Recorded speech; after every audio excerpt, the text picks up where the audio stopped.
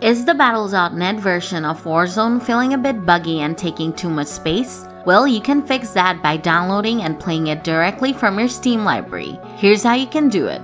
First, open up the Steam client. Then click on the search bar here and then type in Call of Duty Warzone and hit enter. Now in the search result, you'll find all the Call of Duty games along with Call of Duty Warzone.